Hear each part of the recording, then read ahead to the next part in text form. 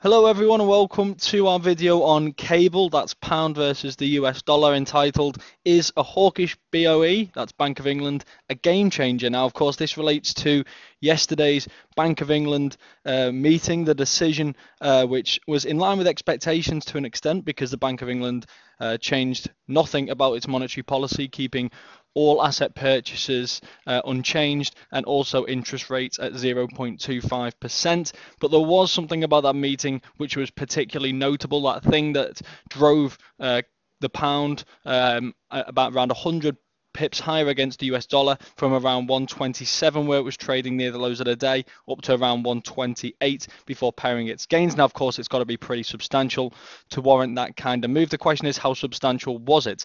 Now first, the thing that triggered it, there was 8 voting policy members at the Bank of England yesterday. Previously we had 7 voting for no change in interest rates and 1, Kristin Forbes, voting for a reduction, for an increase, in interest rates. Yesterday, against people's expectations, that changed from 1 to 3. So 2 additional policymakers joined her, making the vote 5 to 3, and of course much closer to the possibility of a rate hike. Now, considering markets hadn't priced one in until 2019 or later, that's come as quite a shock to people. Unsurprisingly, the question is, what does this mean for the pound going forward? We seem to have these conflicting forces. Of course, we've got the political uncertainty on the back of the election, which has weighed on the pound. You can see that since the polls started coming out in Jeremy Corbyn's favour or against Theresa May here back towards the end of May, the pound started to look weak once again. We saw it rally into the actual result itself, when people seemed pretty confident that, despite what the polls are saying, that May was going to get her large majority, which would give her that extra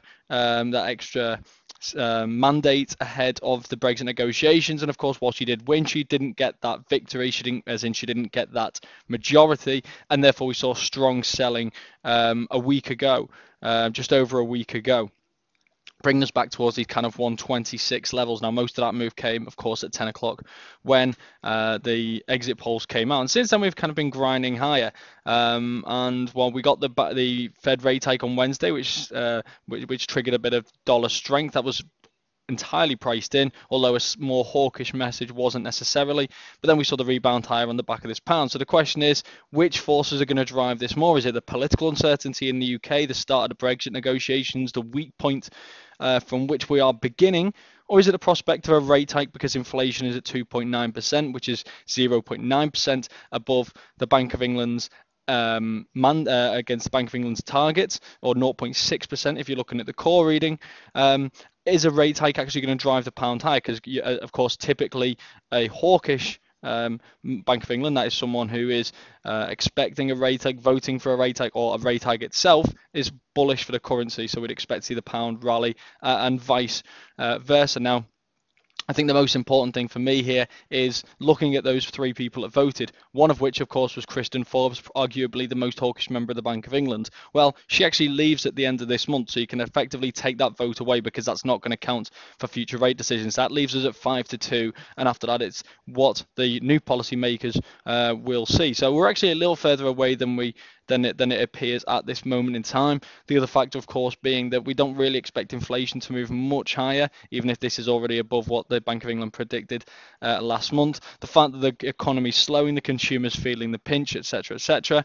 I think the Bank of England is still going to be very reluctant to raise interest rates, and I think that's why we've seen these moves to the upside currently being capped. We hit this kind of 128, we actually slightly breached it, and all of a sudden we're trading back within. Now, the political uncertainty side, is this going to drive us back below these kind of 126 where we held up previously? Well, possibly not at the moment, because if Theresa May manages to form her coalition, which of course she's having difficulties doing, then that will surely strengthen her hand come the Brexit negotiations. Also, with her having to form some form of coalition, potentially appease other people within Parliament, she may have to actually look for a softer Brexit. Hard Brexit has been associated, of course, with sterling weakness.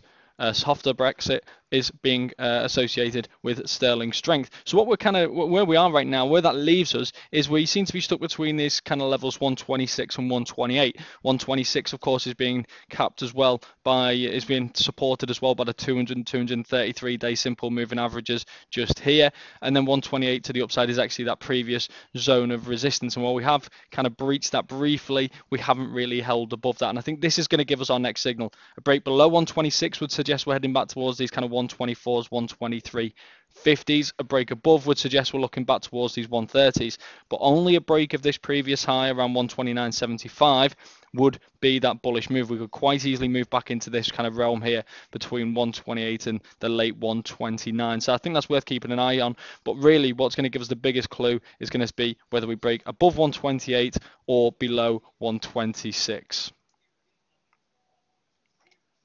For more in-depth news and analysis, check out OANDA Market Pulse at marketpulse.com.